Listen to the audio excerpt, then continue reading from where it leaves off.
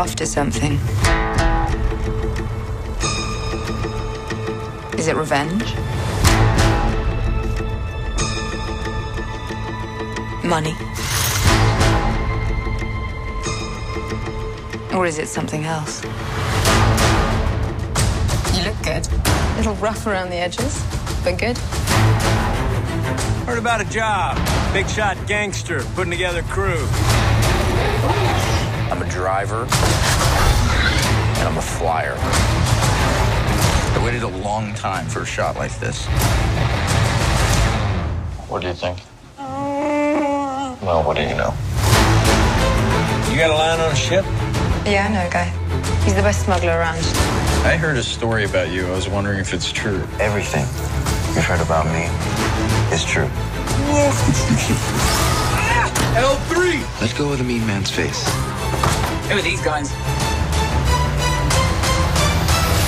If you come with us, you're in this life for good. You might wanna buckle up, baby. Here they come! Let me give you some advice. Assume everyone will betray you, and you will never be disappointed. I got a really good feeling about this. Since when do you know how to fly? 190 years old? You look great. Push it!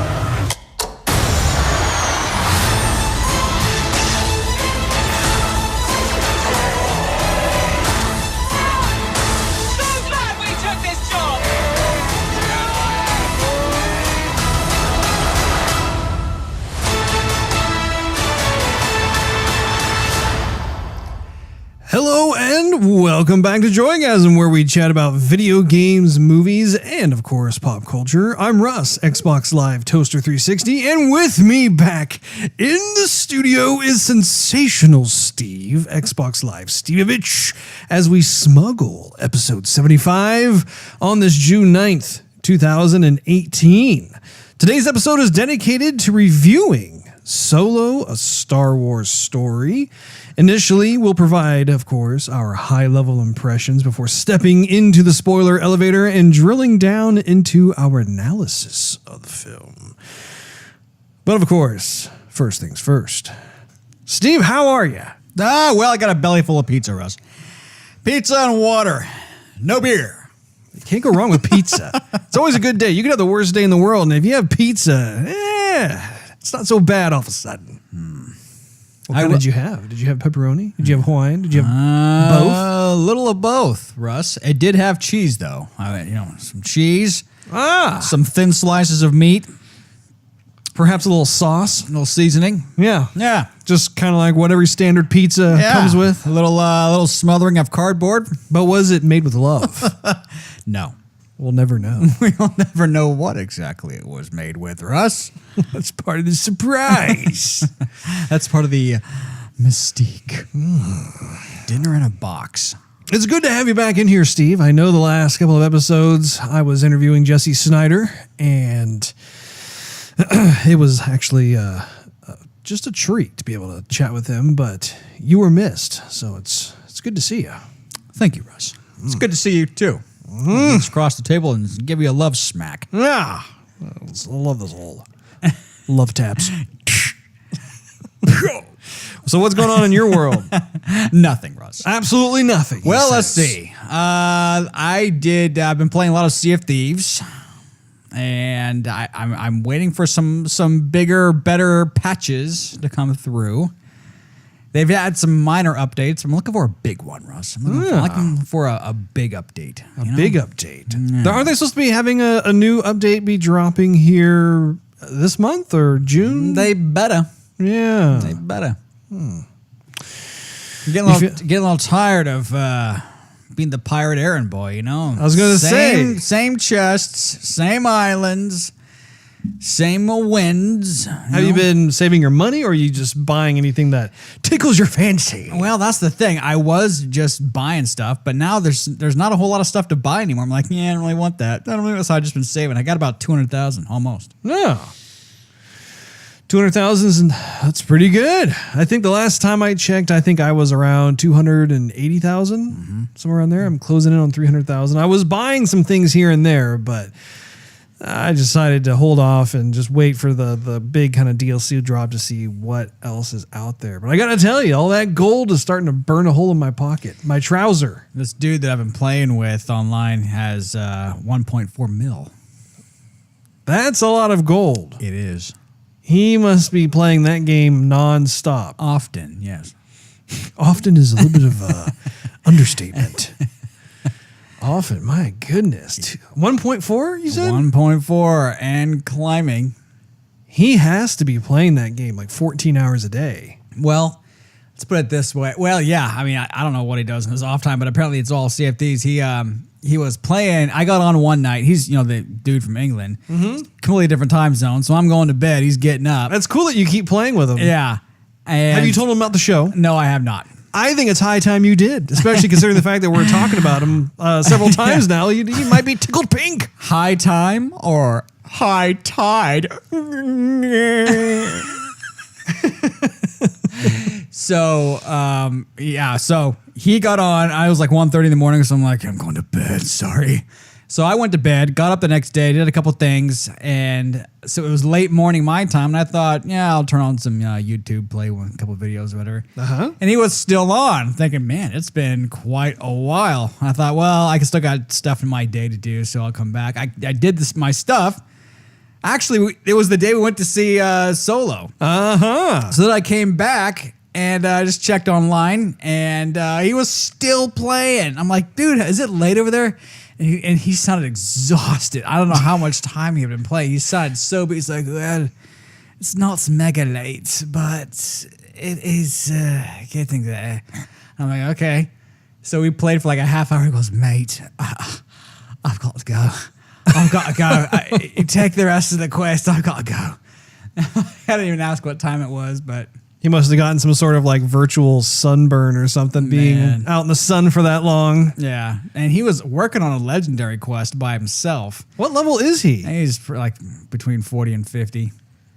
And jeez, I just got, I couldn't do it all. I mean, it was the afternoon, and there was all these quests. I thought, no, I can't. Sorry. I got to put it away. I got other stuff I have to do today. Man. Like take a nap. No, I'm just kidding. Dude, I hear that, man. Naps are just, that's what the body needs when you're our age, especially when it's a 3-hour nap. Actually, even not even our age. I mean, naps are good no matter what age you are, Russ. But I feel like when you approach your 30s, you start to really appreciate having the time to take a nap. I know, like when you're younger, you just have all this boundless energy and you're just wanting to take on the world and everything else. And especially even if you're even younger than that in your teens, I mean, you're just going 100 miles an hour, but in your 30s, it's like, true. But that recliner looks pretty inviting right now. Typically, I can't take naps even though I want them so bad because somehow something in the world clicks and everyone decides, oh, let's call Steve. Let's text Steve. Let's see what's going on. It's because you're loved. People like you. The whole rest of the day to contact me, and I think I'm just going to lay my head down and get just a cat nap, a little shut-eye. And no one's been contacting me, so that means they're not going to contact me. And I pass out, and then 5 minutes in, you should put your phone on Do Not Disturb. I don't think it'll vibrate. I always think I'm going to miss something like someone's going to give me some 911. Someone's going to give me $1 million. No, somebody, I'm going to miss like this 911 text or something. I'll be passed out. And, Steve, you've been kidnapped. I do. Maybe there's a story I have to tell you. Maybe this is not the show to tell it, but there was a story that I unintentionally flaked on a buddy of mine because of a nap.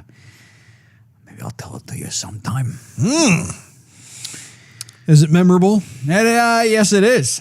Is it filled with all kinds of unforgettable moments? One unforgettable moment, yes. Well, why don't you just tell us? Oh, okay. Well, I'll tell it. So, I had graduated high school. I was going to the JC, and a buddy of mine was going to go to the University of Hawaii. And so his time was limited here. So I was like, dude, we've got to hang out. Before you go, we got to hang out. He goes, yeah. I said, just let me know. I'll make time, whatever you need. He goes, okay. And then with the midst of him packing and me going back and forth to school, I didn't want to bug him because his time, he was more valuable Precious. than mine. Yeah. In short supply. I'm like, okay, just contact me. I'll be home, whatever. He goes, okay. So I go home, and upstairs we had the love seat, right? I used to curl up and just take a nap, right? So I pass out. Like a small dog. Yeah. I go to sleep. And the phone starts ringing, and I'm trying to like break an eye open from all the sleep, accumulating in my eye. And I remember looking at it, and I'm like trying to I hold it really close to my face because it's all blurry. I'm trying to see the number, and I can't see it. And I'm trying to answer it, and I'm like, anybody there? And no one's there. I'm like, who keeps on calling me? So I just hang up the phone, put it away. Well, my friend never called me, so I'm like, whatever. So a year goes by. And he comes back into town. Hey, I'm back. Let's hang out. I'm like, okay. We have a great time, and we go out back, and we're like sipping on something. And I said, you know what, buddy? I got a bone to pick with you. I was looking forward to hanging out with you one more time before you left. He goes, oh really? He says, yeah, keep going. So I spill it all, and he goes, yeah, let me tell you my half. He goes, I finished packing, and I said no to other people that I was supposed to hang out with, and I called you. And I called you again. And I'm like, okay. And I'm like, I don't remember those calls. They go through. And he says, yeah. I go, oh, well, what did I say? He said, you picked up and you were breathing heavy and going, My.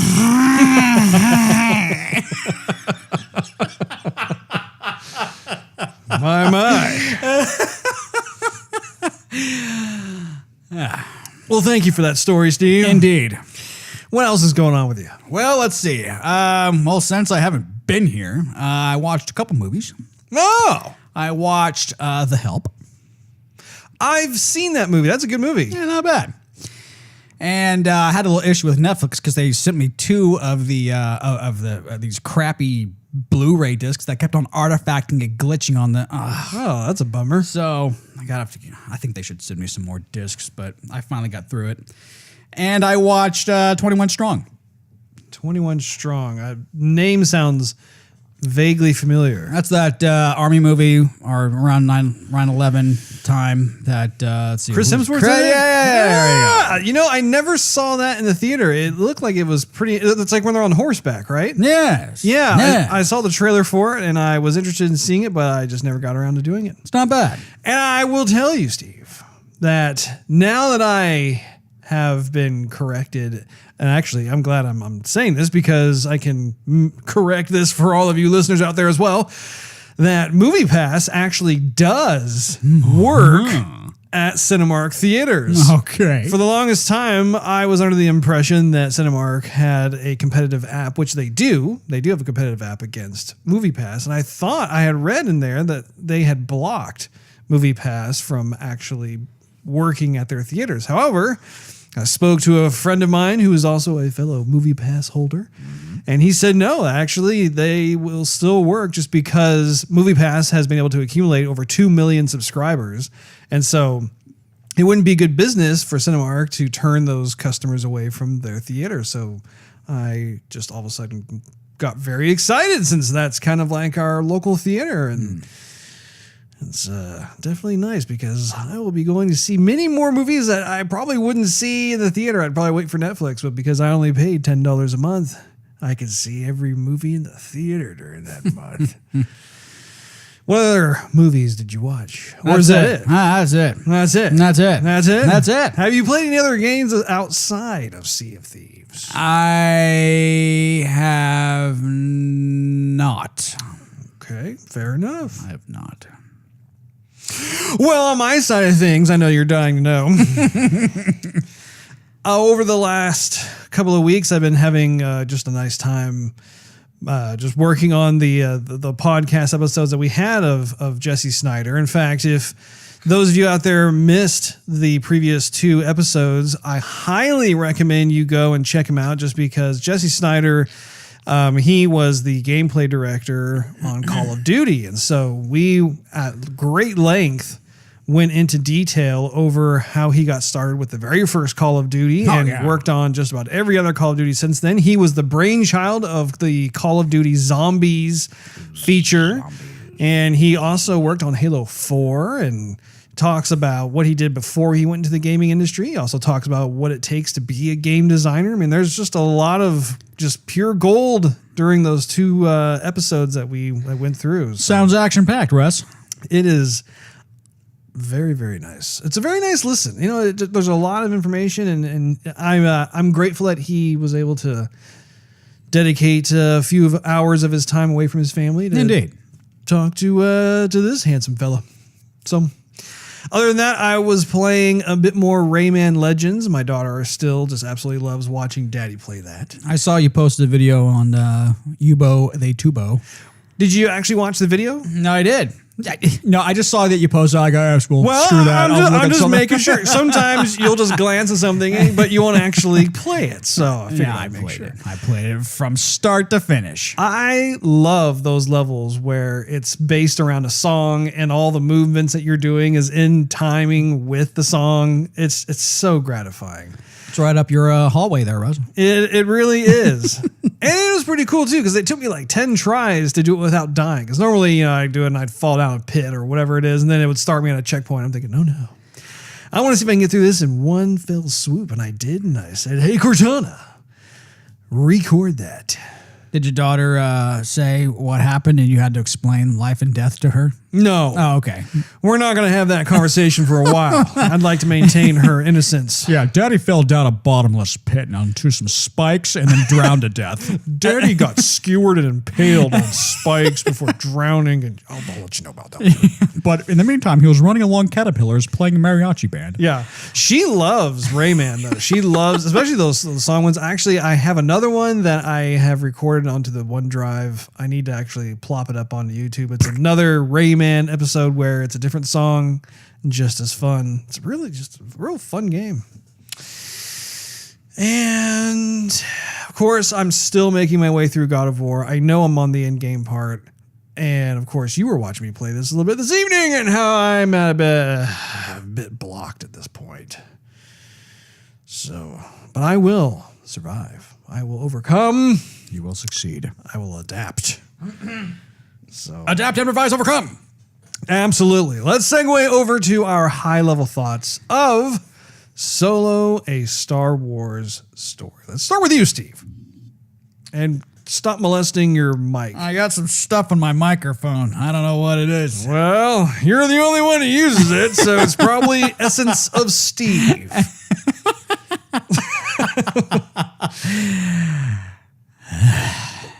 A little crusty, dried up, flaky saliva, like perhaps. Yeah, you know, I spat a lot when I speak. I don't know what it is. You do tend to remind me of an English bulldog when you speak, Steve.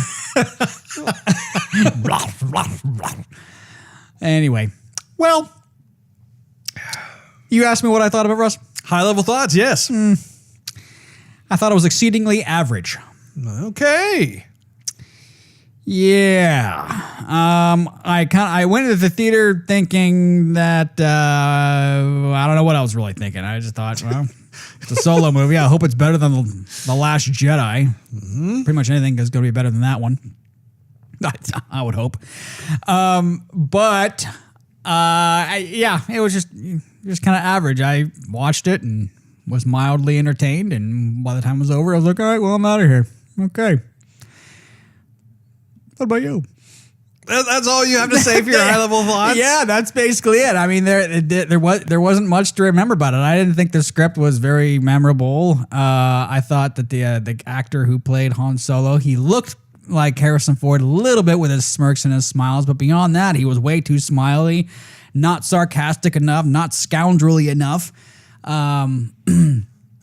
I thought, what is it, Donald Glover? What that was his name is. In the beginning, he really had the essence of Lando, but then throughout the rest of the movie, I thought he lost it. And I don't know, there wasn't much magic there that kept my my attention, and there wasn't much for me to remember it by. All right, fair enough. I thought the movie was fun. I thought that it definitely was not on the same level as like the original Star Wars trilogy. And of course, I don't ever think they're going to be able to recapture what George Lucas did originally with A New Hope, Empire Strikes Back, and Return of the Jedi. That's just going to be on a mantle all of its own. But having said that, though, I thought it was a fun movie. I thought that there were several actors in there that I thought did just a nice job. I think that Alden, who played Han Solo, I actually thought, it's interesting. I went into the movie really being concerned about the actor who was portraying Han Solo, just because Harrison Ford is Han Solo, just like Harrison Ford is Indiana Jones. I mean, he played those roles and owned those roles just so well that it's just impossible to have someone else be able to come in and be exactly like how Harrison Ford was. But what's interesting is that as I was watching the movie, I found myself believing in Alden portraying Han Solo. Like I just found myself going, okay, you know what? Like, I've come to grips or to terms with the fact that he's not Harrison Ford. And if it was Harrison Ford, when he was younger, that would be the perfect case scenario. But the reality is that's just not going to happen. And so there was a lot there. I do agree with you that I think there was a little too much smiling with that. And again, we can go into the details when we get into more of the spoiler area. But at the same time, I do think that because this is a younger version of Han Solo, he's not as jaded as we saw in A New Hope or Empire. There's a lot more like of these events that have transpired or will transpire in the movie that will ultimately shape kind of his persona moving forward from there. We can, like I said, talk more about that later. But a lot of the other actors I thought also did a nice job. And the music, of course, I thought the music was really well done. It was not composed by John Williams. It was done by someone else, but he really, you could tell he took to great lengths to try to maintain that John Williams sound, which is, that's saying something. It's more than what they did for Last Jedi. When I think of the music from The Last Jedi, there really wasn't anything that was memorable from that versus this one where I was like, I could see him making those types of decisions with the music. It actually worked out well. And I think I even commented to you in the theater that I really did enjoy the music of that. But yeah, I mean, look wise, I thought it looked great too, and everything else. But I feel like if I divulge too much, then we'll go into spoiler territory. Well, spoilers are when you tell things that will happen in the movie. You could say stuff about the movie, Russ, without saying this is what happened. For high level and I'm trying. I hope I'm doing a good job of being able to paint a bit of a picture here on my side of the things. But why don't we step into the spoiler elevator real quick and be able to get to that floor that is so familiar to the two of us. And if you don't mind, I'm going to smuggle in some spices and thermal detonators. Silicon carbide. Whatever that stuff's called out, I'm going to hide some of this inside your jacket. Hide it in my hoodie? I would say hide it in your stormtrooper helmet.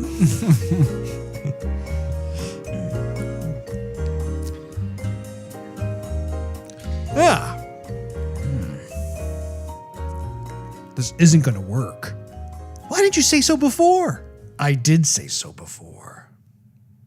You're looking at me with a blank stare. I was waiting to make the steam sound effect. That of the doors that they make, the sound that the doors make when they open. Anyway, where are you taking this thing? Do you remember what the next line is? Nah, I forgot. Didn't you block THX 1138? I wasn't notified. I'll have to clear it without the headphone hitting the mic. Mm-hmm. We're in the spoiler territory now. From that scene, all I remember was Han going, "Okay, yeah, fine, we're fine, everything is fine. Oh yeah, how are you?" Yeah,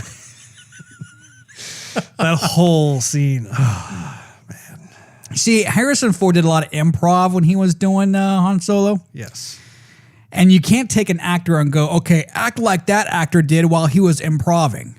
It's just not going to happen.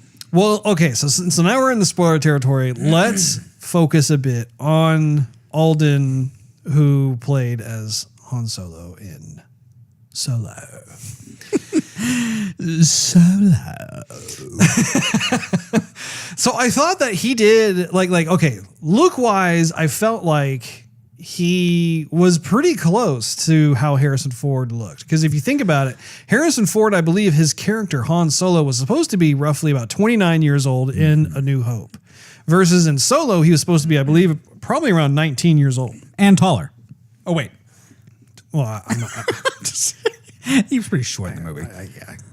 Like Woody Harrelson was looking down on like the entire Woody time. Harrelson's a tall dude. Yeah, I know that.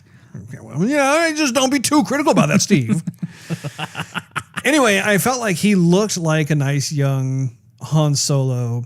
I did like a lot of his expressions and swagger or not, but I think that you brought up a good point, which is just, again, going back to Harrison Ford. Harrison Ford has just a certain type of saucy swagger about him. He has the kind of scoundrel type of... He wasn't even scoundrelly in this movie. Like, ooh, he's gambling. Scoundrel. Well, but again, I think it has to do with the fact, too, that this is a younger Han Solo. Yeah, I know, but this is his origin story. Right. So because it's an origin story, like, think about it. When you're younger, you're more impressionable, right? No. Yes, you are. And you have, you don't have all the life experiences under your belt that you do today.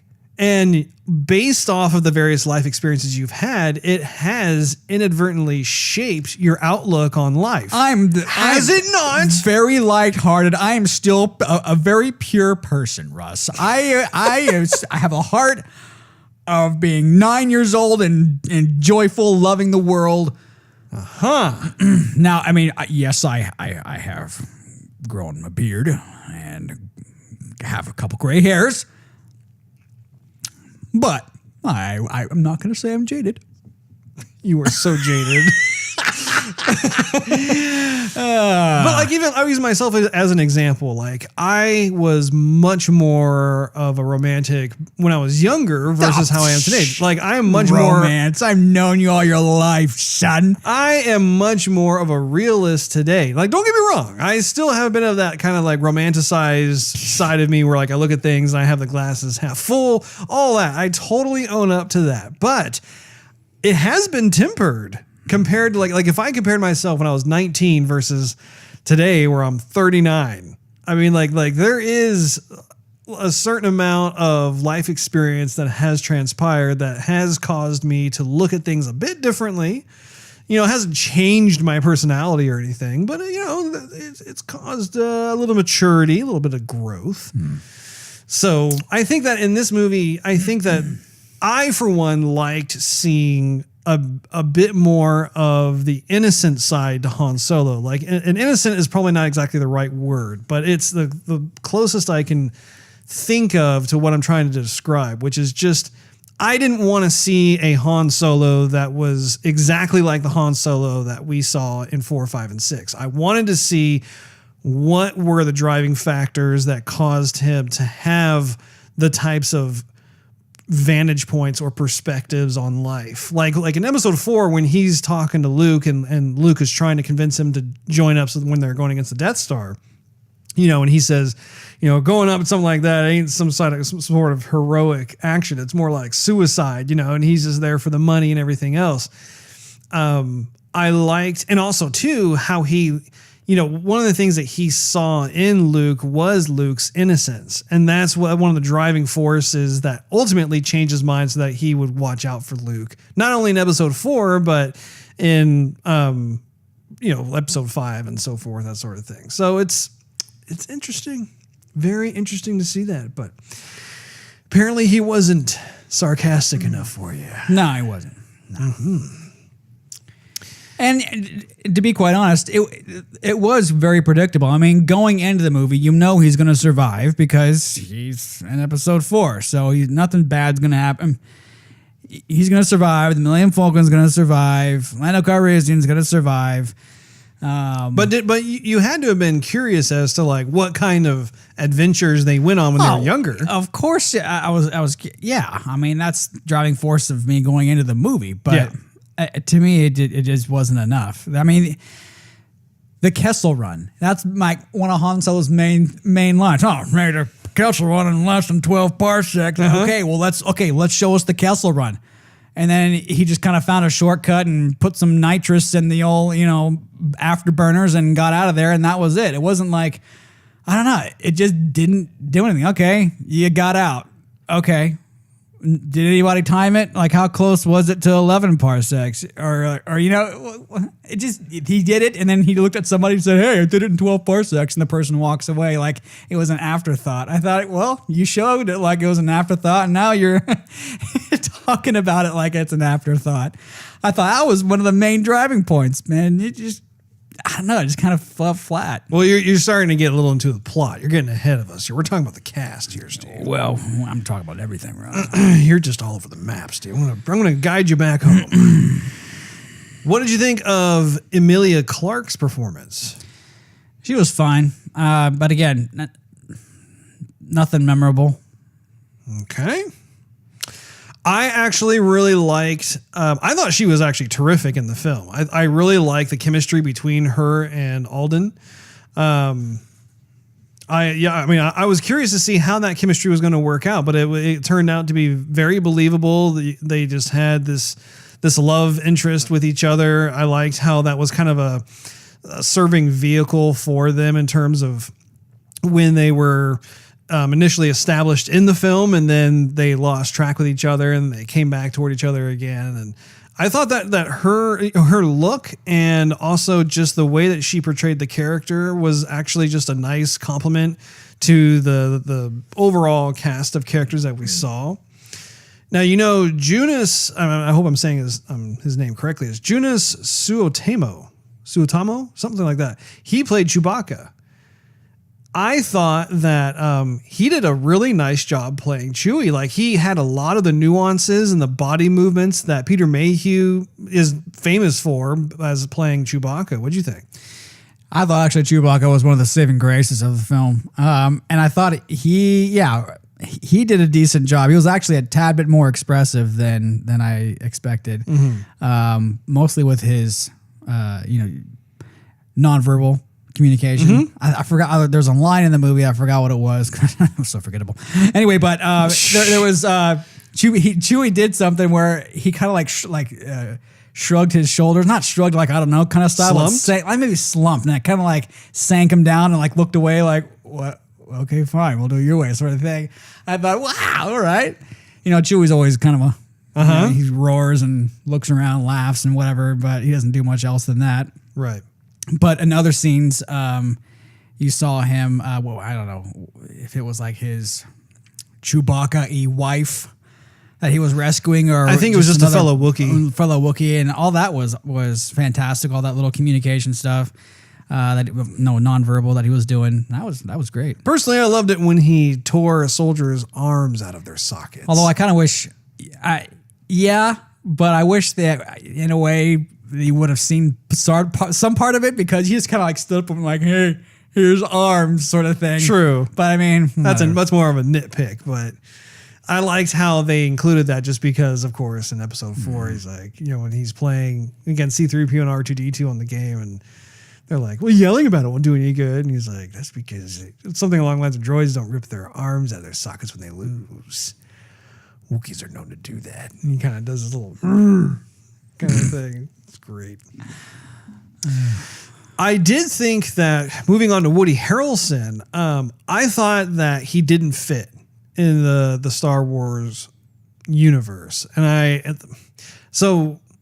I have always liked and appreciated the fact that traditionally speaking in Star Wars movies, you have actors that either no one has seen before or actors that are just, they're not so front and center that like it's a name that's going to cause you to just focus more on the name as opposed to the overall movie. Like for instance, like if Tom Cruise was in a Star Wars movie, I don't think that would work because it's Tom Cruise. But I do like how a lot of these actors and actresses who have different roles in the film, they tend to be ones that have a good job of just kind of blending into their character and not being like a branded name, if you know what I mean. But in terms, and I'm actually a Woody Harrelson fan. I do like his performances in other films and TV shows.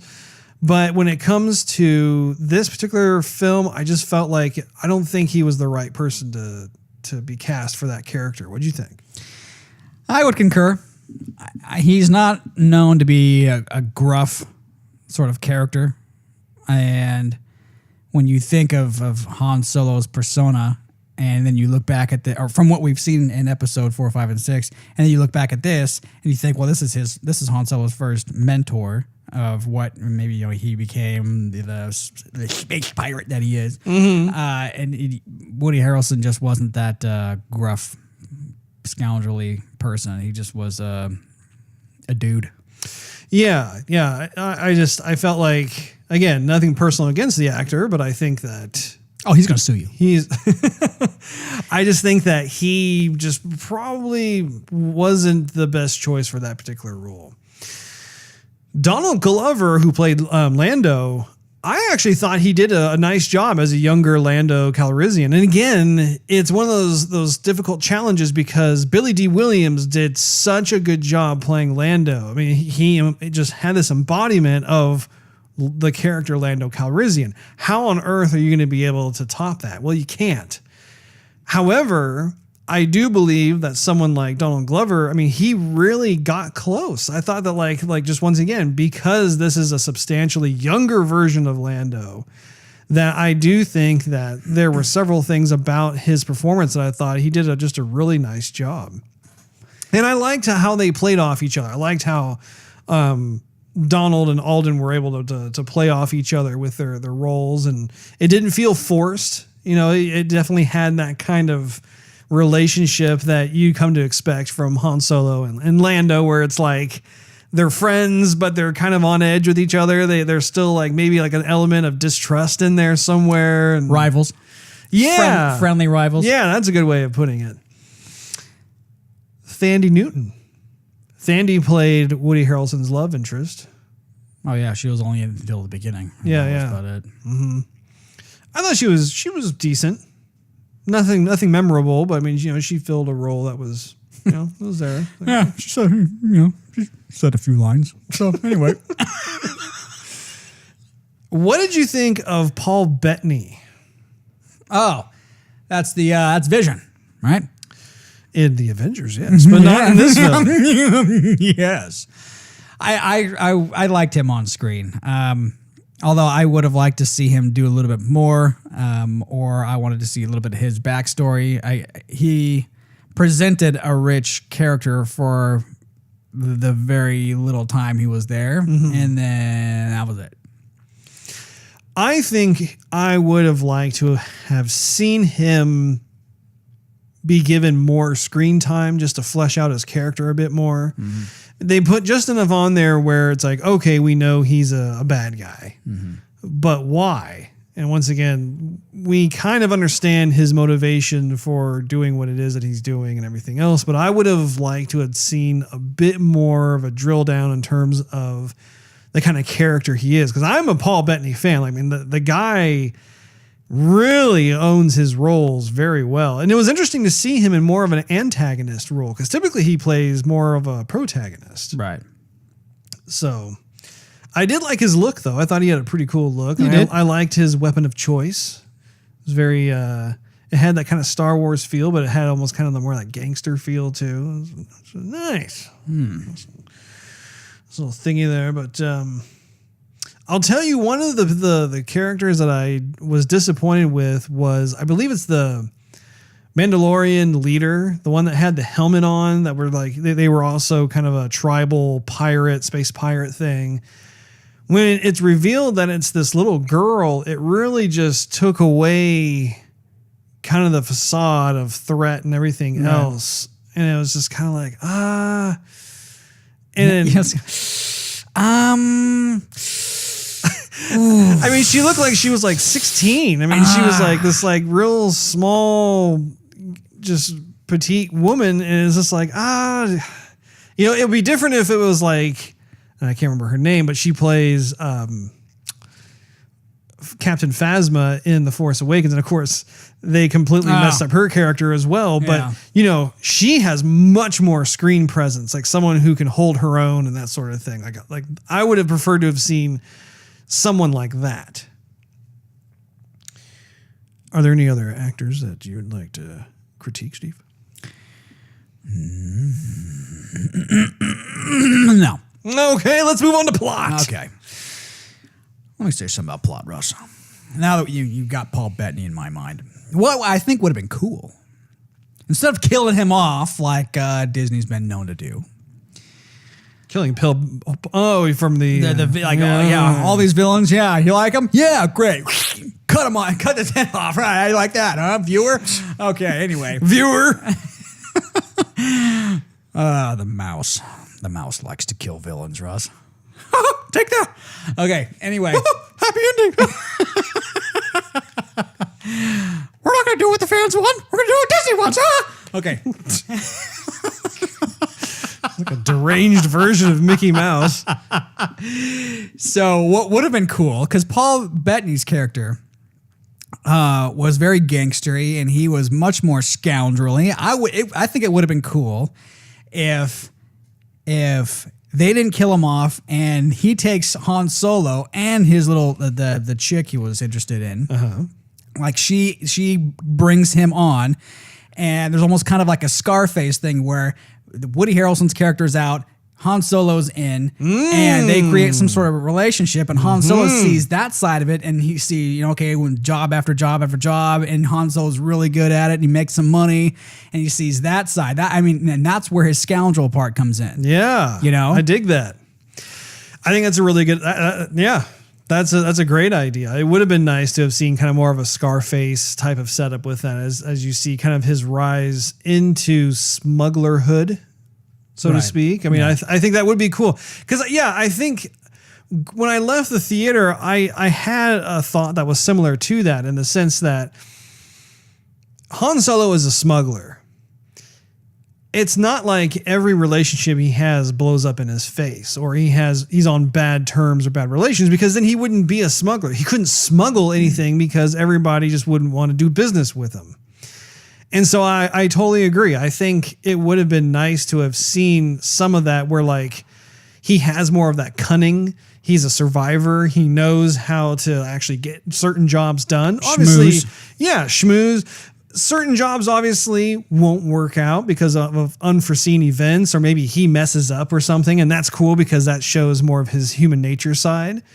But I agree. I can appreciate what the film was attempting to do with the plot, where they were trying to, they were flirting with the whole "don't trust anybody" thing. Who do you trust, right?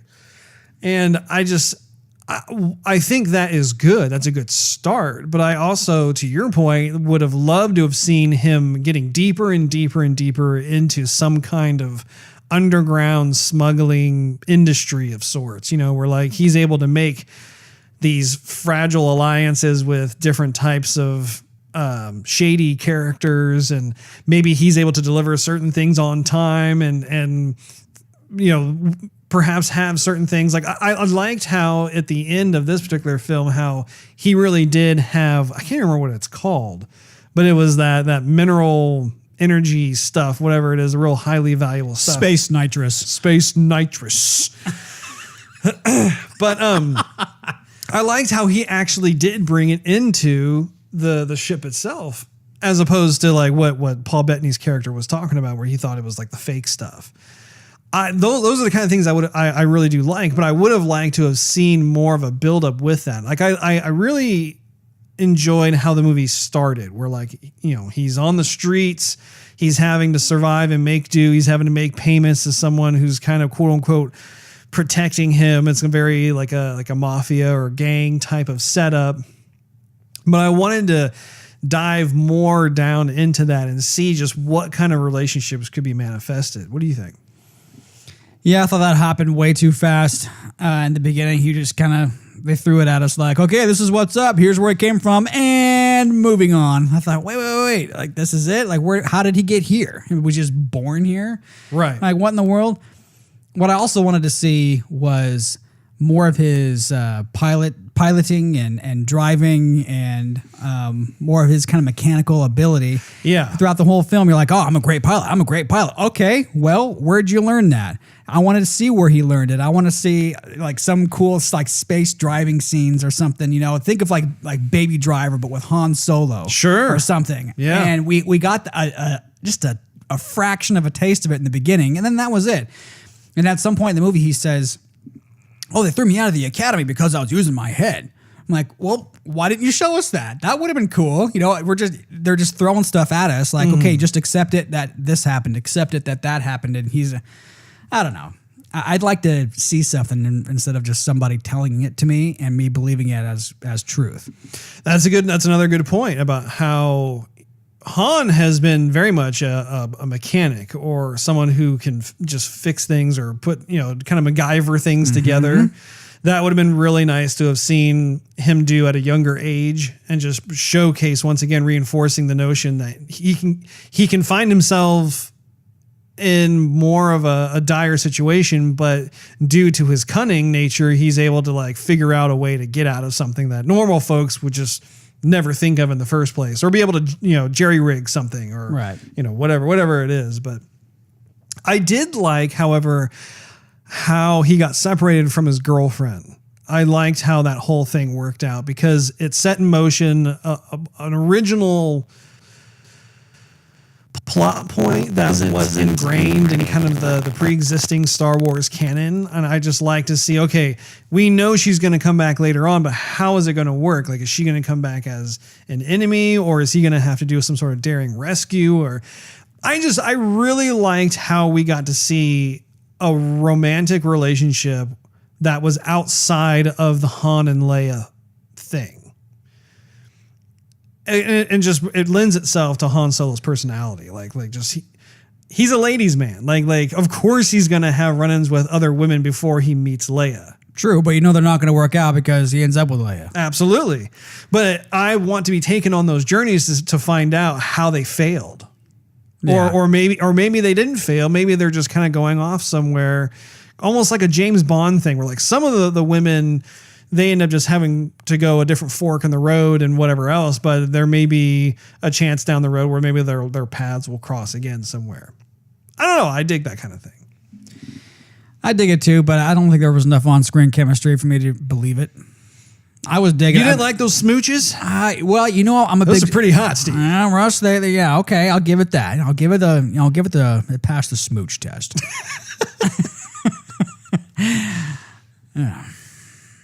And will that give it a passing score? I don't really know, Russ. I mean, even some of the way they talked and they looked at each other, I don't know. I could think of other types of on-screen romances that were not as natural or filled with as much chemistry. True, like when Leia kisses Luke.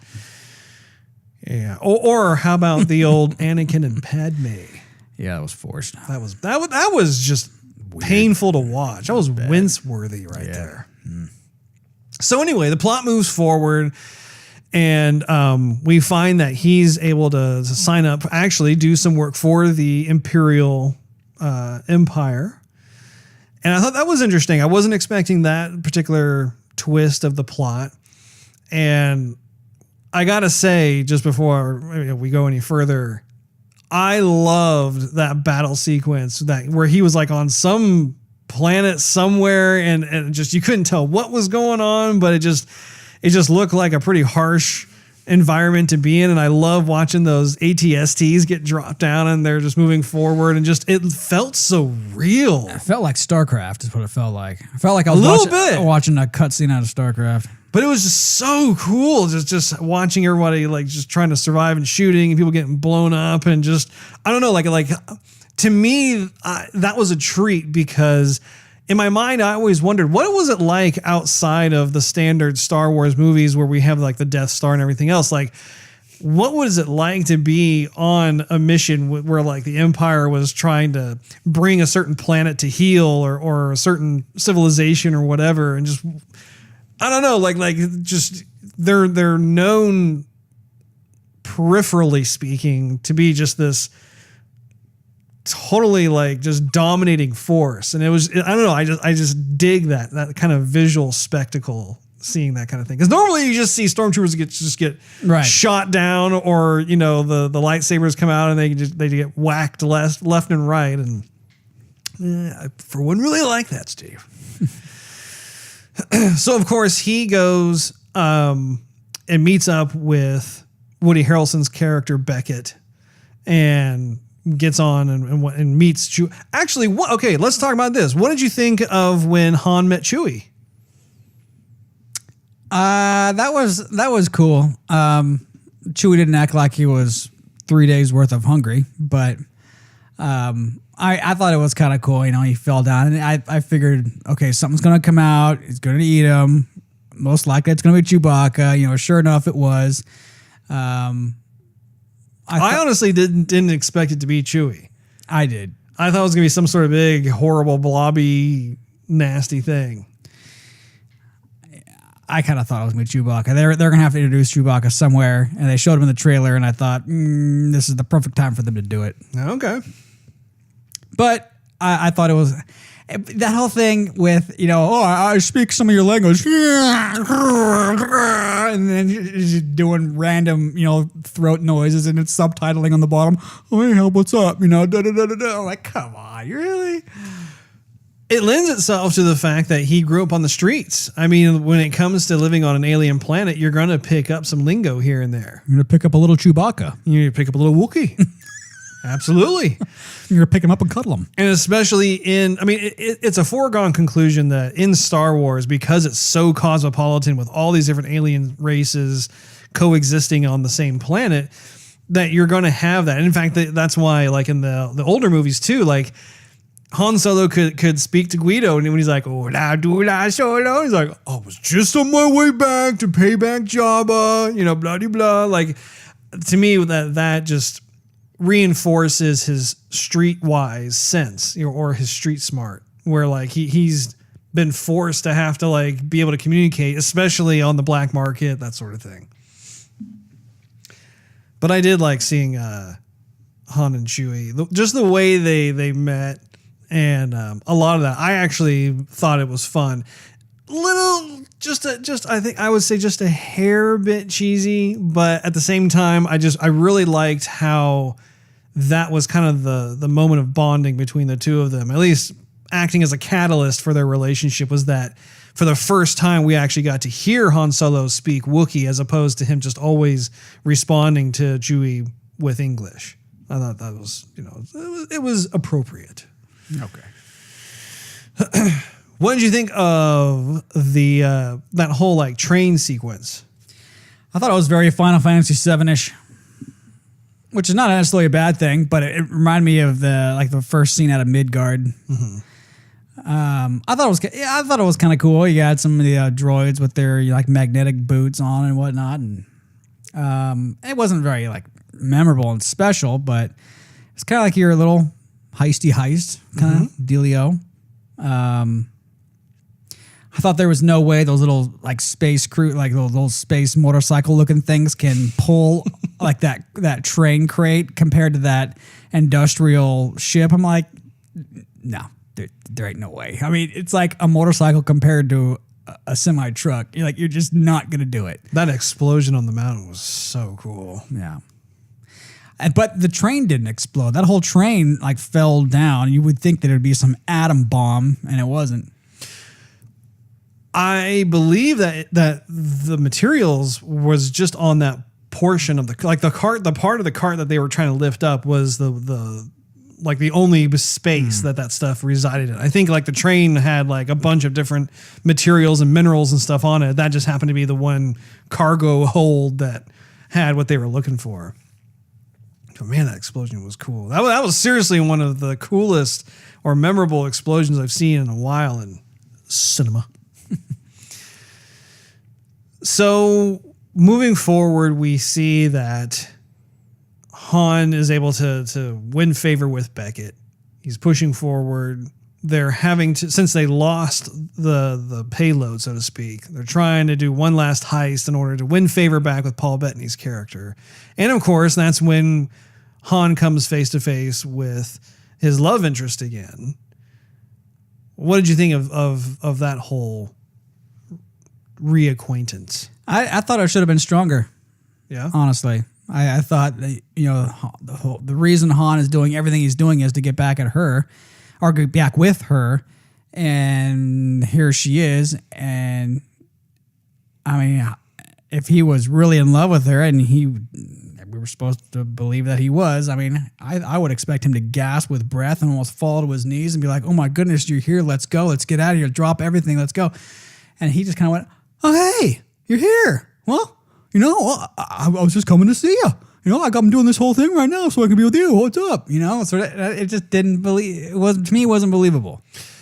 In his defense, when he first saw her again, he was on that gangster ship itself where like Woody Harrelson's character was telling him, look down, don't talk to anybody. Oh, yeah. So I think if I was in his shoes, I probably would have been in a similar type of reaction mode where like, I'm stunned to see her there, but I don't want to completely like, I think I would be conflicted as to how much emotion do I show, because I don't want to let on to other people there that obviously I know who this person is when I have no idea how she's here, who she's affiliated with. I don't know. Like to me, I think his initial reaction was fine. And especially considering that like once they were off the ship and he was able to get some more private time with her on like kind of the desert planet and everything else. So you want to make out now or what? You like the bed? Just space bed. Zero gravity, baby. When it comes to that, you can tell that he was starting to just wanting to push more further into just where she's at. Like, just like, hey, like, I can't believe it. Like, we're here, tell me like what's been going on and everything else. And of course she tries to play it off and he's like, no. You know what I'm saying? Like, I want to know how you've been. Tell me about what's going on. What's happened? How did you get off? He was very interested in that sort of thing. When it comes to, I can't remember what it is, but it's like that weird, they had to go through like a wormhole thing, not a wormhole, but what they call it. It was that they had to get through it in order to get to the place that had like the unrefined. Well, that was the Kessel Run, because it was like this track that you had to like go through it pretty slowly, because if you deviated off, and there was a bunch of storm and parts of planets, and it was completely unstable. And but was it literally like that like weird frothy twirly fog kind of stuff? Did they call it the Kessel Run? Yeah. Or was it called, because I thought that like the Kessel Run was actually part of, because that's when he had the Millennium Falcon go sideways into the wall of that swirling stuff. And suddenly he was in this completely different area as opposed to like this. No, because they were saying no ship has ever gone in there and survived, but they've done the Kessel Run in 20 parsecs. Okay. So he went through the Kessel Run shortcut style and lived, and did it in 12. So that was his whole thing of, okay, this, everyone was saying that you can only do it in 20. I did it in 12. Haha, look at me. But yeah. What did you think of L3? She was fine. I thought it was kind of a weird relationship. I mean, it's funny to have a robot speak and act and have, pizzazz like a human, but it just gets kind of weird when the droid starts talking about love interests and a human, and then having the human go, oh my gosh, you're dying.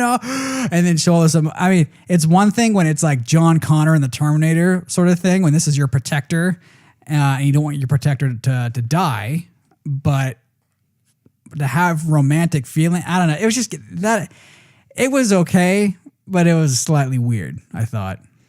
I like the design of L3. I thought L3 had definitely a unique design, and I think it fit within the Star Wars universe. I couldn't really figure out what was were those two lights like the front of the plate, or was that circle like her eye? I'm like, okay, what side is she looking at? Like, what?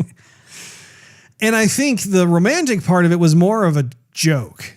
Like the droid thought that Lando was into her. And we say her, it's more like it. I don't know. But I think Lando had more of an attachment to L3 from I'm assuming that like perhaps he had a hand in building her. And I say her loosely because it's just she had a female voice. It's more like it. But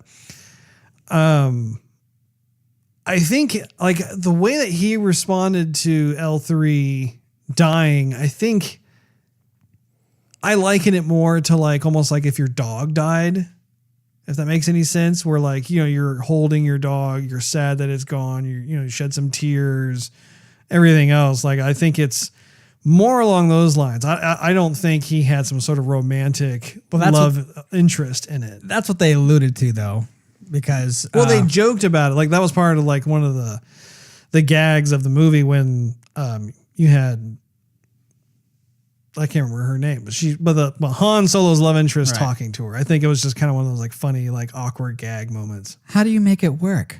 Oh, we make it work. Oh,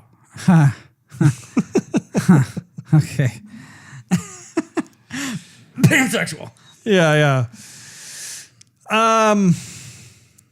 Now when it comes to the final scene, actually, with Darth Maul. Mm-hmm. I was not expecting to see him at all. This is true.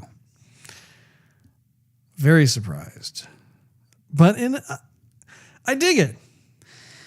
I think they went a little overboard. I think if he just took off his hood and you saw like a glimpse of him or a peek, everybody would have gone, oh, Darth Maul sort of thing. But him taking out his bow, his lightsaber bow, and then going, we are going to be together now. I'm like, whoa, what? This is like a video conference. What are you doing? I agree. I think that the lightsaber portion was unnecessary, but everything else aside from that, I was and that was Ray Parker again. He reprised his role as Darth Maul. Pretty stoked about that. Now, did he have, I was looking at his feet. Did he have robotic feet, Russ? Yes. Yes, he did. And that was in line with the Star Wars canon. If you were to follow the Star Wars, Clone Wars, and you also follow some of the comic book fanfare, as it were. But yes, he, during the Star Wars canon, was able to obtain more of these like cyborg legs. And that's why you saw in the hologram there, it was true to form. I was going to say, when Qui-Gon sliced him in half, that was a pretty far fall to fall just for your torso and up, to reach out and grab something. Luck was on his side, apparently. Well, and they explain that in like the Star Wars expanded universe and the canon and stuff. So it is, everything is explained if you wish to read about it. Yeah. It's there. Yeah. That's one of the nice things about lightsabers is that you will never bleed out from a flesh wound from a lightsaber. Right. Or it just automatically cauterized. Exactly. Instant cauterization. But then it's going to be kind of awkward because then you have no legs. Yes. You have to crawl around everywhere for a little while. Yeah. For a spell. Do the spider walk, but only with your arms. Did you have any other comments about the plot, Steve? No. This has nothing to do with the plot, but I'm just going to say it right here. Is I mentioned this a few episodes back when we were talking about our expectations for this movie. And what I said back then was I want to see some spacecraft. I want to see some vehicles because we've had a few Star Wars movies come out, and all they show is like, a couple drop ships, and here's more TIE fighters, and here's a Star Destroyer, but like nothing new. And I figured, the Han Solo movie, okay, we'll get to see the Millennium Falcon, of course, but show me some other aircraft, and I didn't get anything. We had that industrial looking ship that had the pulleys and the cranks and the cables to lift up to do one function, but that was about it. I was like, you serious? I want to see some more aircraft. Like, for example, in episode 1, for example, they had that elite cruiser that the Jedis were flying around at Ewan McGregor and okay, so you had that. Then you had like the pod racing, so you had that whole sequence with what's going on. You had these different looking rebel ships. You had and then I think an episode, was that still in it?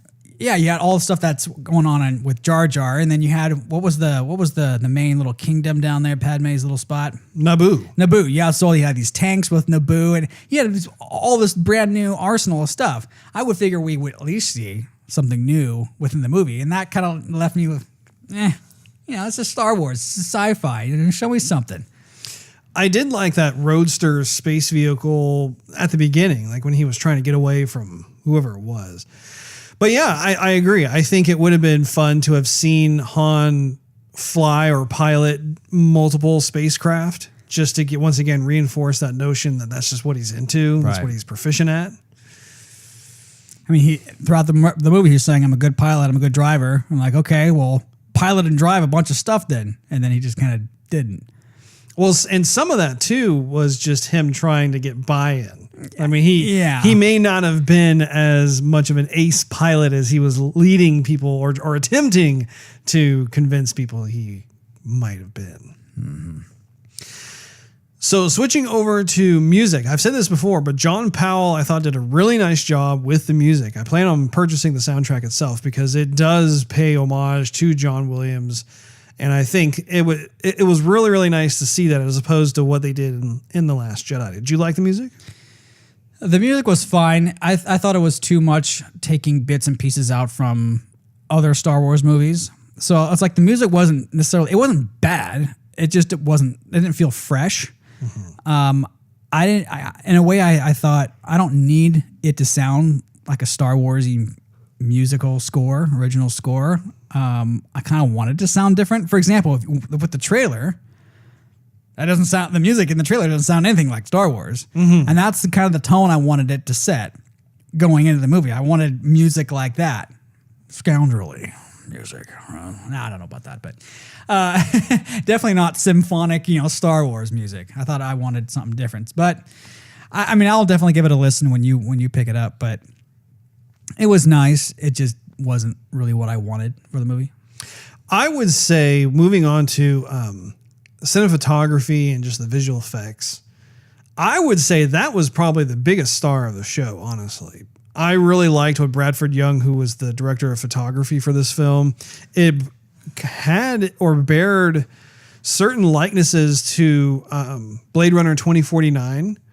Not completely 100% in that vein, but like I liked how they had more of that desaturated look, and a lot of the lighting that they had and everything else just lend itself to more of an original standalone Star Wars film as opposed to like having it look like Force Awakens or whatever.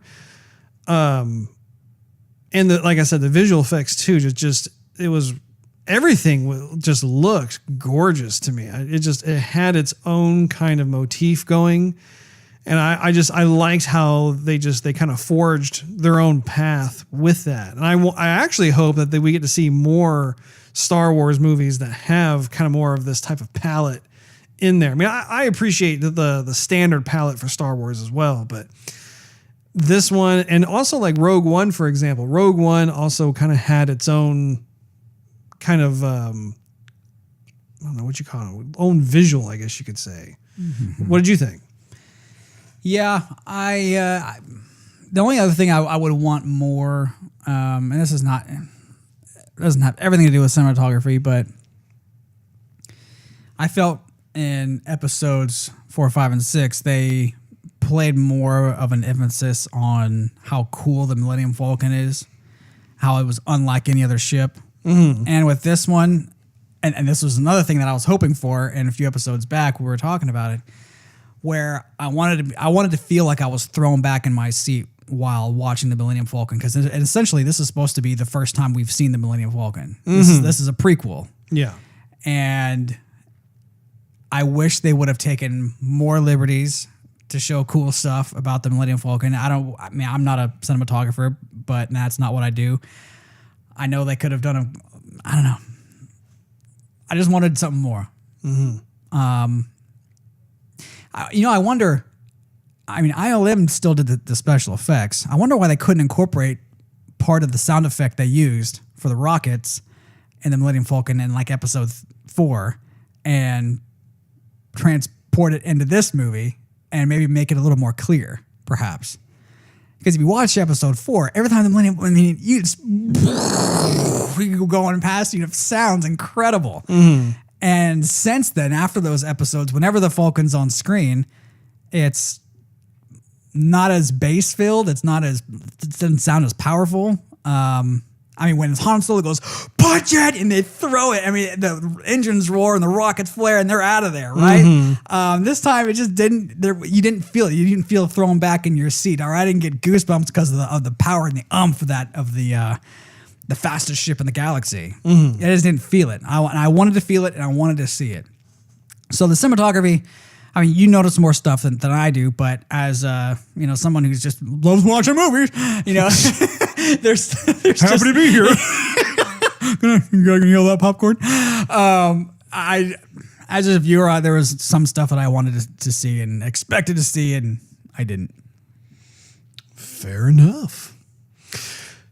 I'm going to go pivot to the IMDb trivia portion before we give our final conclusions on this film. Time to IMDb it up. Solo, a Star Wars story trivia courtesy of IMDb. You said that already. Not in that particular order, though. Gotta make sure I give credit where credit is due, Steve. Although originally brought on board to complete the film after Phil Lord and Christopher Miller had been dismissed due to creative differences, it was widely reported in October of 2017 that Ron Howard had reshot more than 80% of the movie.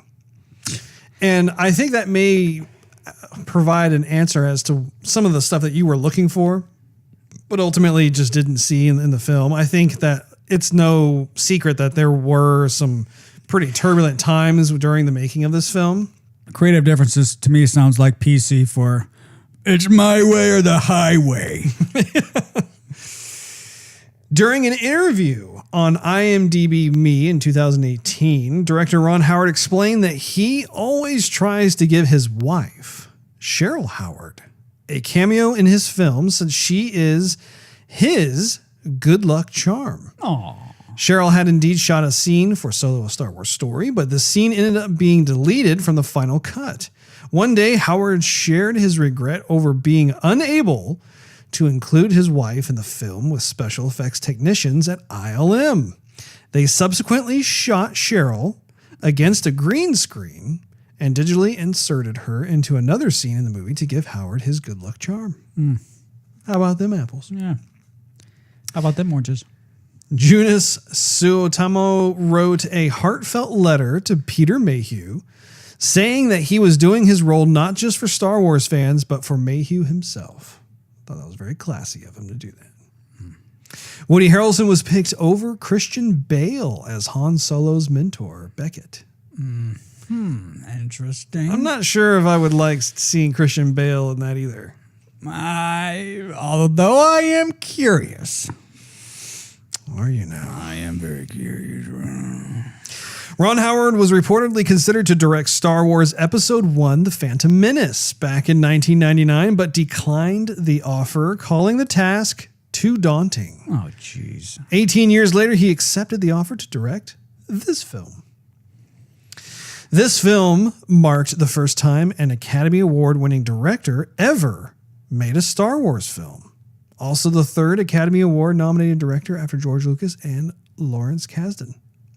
The film's release date is May 25th, 2018, which is the same month and date that Star Wars Episode 4 A New Hope back in 1977 was released. Pretty cool. This is the first live-action Star Wars film not to feature the two most famous droids, R2-D2 and C-3PO. Which right. I kind of called it early on. I was thinking to myself, I don't think they're going to be in this film. It'd be kind of weird to see him in the film.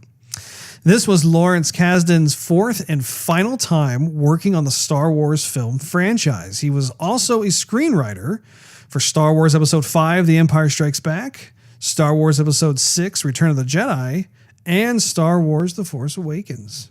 So he has been a driving force, no pun intended, in the world of Star Wars. Now check this. This one's pretty fun. L3, which the full name is L337. The name comes from the writing system known as LEET, a popular form of writing on the internet. It is when the writer uses numbers and symbols to replace similar looking letters, i.e. turning like LEET into 1337. Okay. Yeah, kind of fun. Darth Maul's appearance in the finale was heavily kept under wraps until the film's release. Ray Park reprised the physical role of Maul from Star Wars Episode 1, The Phantom Menace, although this time through motion capture and not make-up as before. As the voice was supplied also not by Ray Park, but by Sam Witwer, who voiced Maul on Star Wars The Clone Wars in 2008 and Star Wars Rebels in 2014. Again, I'm pretty pleased as punch over that one. Glad to see that they're bringing him back. I don't even know how old he is. He's got to be in his 40s. Nah. Darth Maul has, here's your answer, Steve. Darth Maul has robotic legs due to the events of The Phantom Menace and Star Wars The Clone Wars in 2008. Let's see. This is a bit of a spoiler for, I'm conflicted about whether or not to say this, just because this has to do with Avengers Infinity War, which is currently in theaters still. And, this particular podcast is focusing on Solo. So, I think I'm going to actually refrain from giving this last one, just because I want to be sensitive to those who have not seen Avengers Infinity War. Such a sensitive guy. I don't want to rock that boat. Anyway, would you please provide me your conclusions on Solo? Well, Russ, I'm gonna have to pass on it. You can't pass on giving me your conclusions.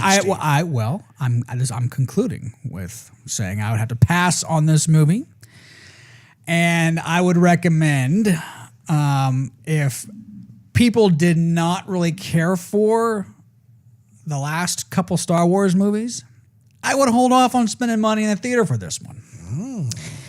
I don't think, basically because you're going in there and you're going to walk out not feeling the magic that you want to feel. Almost everything in the movie was satisfactory or less than satisfactory, but nothing was really, really good or stood out. A lot of it was just forgettable for me. So yeah, I mean, the best I would say is when it comes out on Netflix, maybe stream it. Yeah, if you want to. But a lot of it was just kind of passable. It was kind of a meh for me. I'd give it a 2. I'm like, and your stars? Yeah. 2 stars for you. Huh? Yeah, I was thinking, coming in here, I was thinking maybe 2.5. But I thought, I don't know who I'd really recommend to go see this movie, because if you're a Star Wars buff, typically a lot of the Star Wars buffs out there know the lore, and they really are expecting some major leaps and strides compared to the last couple films that have been out, and that's not going to happen. At the same time, anybody who's new to the franchise, I think they're going to be relatively bored with it, because they're going to have to be a fan of sci-fi to even really appreciate the film, or know something about the previous films to appreciate this film. And so even if you're a newcomer to Star Wars, I don't see how you're really going to enjoy this either. So I wouldn't really know who to recommend it to. Fair enough. I thought it was a fun film. I thought that it was a big risk for Alden to be able to take on the mantle of Han Solo, because he knows good and well just how much of a celebrated character Han Solo is, and those are big boots to fill, big space boots. So I think that even though he was not as good as Harrison Ford, I still, at the end of the day, I had fun watching him portray the role of Han Solo. I also really liked Emilia Clarke. I thought that she made a really nice addition to the overall cast. I like the chemistry between her and Alden. I thought Jonas Suotamo, I keep saying this name, is Jonas Suotamo. I may be saying that wrong, but anyway, I thought that he was a wonderful replacement for Peter Mayhew, just because Peter's just, he's pretty old now. It's getting, I think, difficult for him to be able to act as Chewbacca, especially on the more physically demanding parts. But I thought he did a great job. I think Donald Glover also, once again, it's that whole notion of wow, like Billy D. Williams did this fantastic job playing Lando Calrissian. But having said that, I think that he really just stepped up and was able to provide a convincing Lando at the end of all things. I also really liked the cinematography. Like I mentioned earlier, I think that the special effects were not overly done. They were done in a very realistic fashion, in a way that I was wanting to see. I think that the plot, I think you brought up some really good points about just what was missing from the overarching plot in terms of Han Solo and his journey through becoming like this scoundrel smuggler type, and how it would have been nice to have seen more of his prowess as like a mechanic, being able to fix things, or like the Kessel Run, for example. I would have also liked to have seen a bit more to it in terms of how they were able to survive and ultimately just make that last punch at the end, which would, play nicely into the fabled 12 parsecs. So I think there are certain things, as well as even like your point about using Scarface as an example, where we can actually see more of these budding relationships being formed with different shady characters that run the black market, or who are within kind of the smuggling industry of sorts. I will also note that Disney has kind of mentioned, not officially so, but it's known that they have, I believe, two or three more solo movies on deck. And I think it's going to depend on how this movie does commercially. But if they do decide to move forward with making sequels of this, perhaps then they will actually dive into more of that, because I would really like to see more of it. And I don't want to see it just constantly be more of the same, where it's, oh, you have a space gangster like Jabba the Hutt and there's a price bounty on Han's head. I want to actually see him be able to pull off certain heists. I want to see a heist movie that actually works in his favor. I think that would actually be pretty fresh. Having said that, though, there are certain parts in the plot that I thought were predictable. And I think as a result, just looking at it, I think I'll give it 3 stars. I think it, like I said, it was a fun movie to see. I think that all things considered, even though the movie during production had a bit of a turbulent time and Ron Howard swooped in, was able to do what he could with it and everything else, I think there are quite a few things that I do enjoy about it. I do appreciate how the overall visual aesthetic is very in line with the Star Wars universe. It's not so far left field that you're like, wait, what is this? Where are we? What's going on? But to your point too, I don't think that there were any kind of huge moments where it was just, wow, I will never forget that. I just don't think that it really had anything really like that. And I think it's kind of also kind of a result of the fact that you're having different people with different visions come in and utilize a license that is so kind of entrenched in its signature visual presentation, whether it's aesthetics or it's the plot, the acting, whatever it is. I mean, it like the fans have come to expect a certain type of persona with it. And so I think having different types of directors come in and give their impressions of it, I think for me, like I'll see certain moments of brilliance. It's like, oh, wow, that was actually a really cool idea that they injected into the world of Star Wars. But I think in terms of maintaining the level of a space opera, I think that's where it continues to kind of fall short. That is, I believe, my conclusion. Did you have anything else that you would like to say, Steve? No. Well, maybe one thing. I would like more. Yeah. I would like more of a visionary to take over Star Wars and less Disney committee. Because it feels like a Disney corporate put it out there and let's make money on a movie, Star Wars. It doesn't feel authentic. It didn't feel authentic to me. It didn't feel, like I said, like there's no visionary magic, no legendary Star Wars series in this. It just felt like, how are we going to get more money from the Star Wars fans? Okay, put out a Han Solo film. It just felt very corporate. You know, I don't know. Sorry to be a Debbie Downer, Russ. I just want the truth. You got it. Well, I believe that wraps up this particular episode of Joygasm. Make sure you tune in next week as we watch the E3 press conferences live, and we'll make them available to all of you on the same day. Thanks for hanging out with us. If you enjoyed this episode, we invite you to check out patreon.com/joygasm. And if you find it so affordable, please pledge $1 a month for exclusive access to the show. If you find it in your heart. Also, you can follow us on social media and YouTube. Just do a search for Joygasm TV. In addition to iTunes and Android, you can listen to our podcast on TuneIn Radio, Stitcher, Spotify, and SoundCloud.com/Joygasm TV. I do have to make a note about Spotify.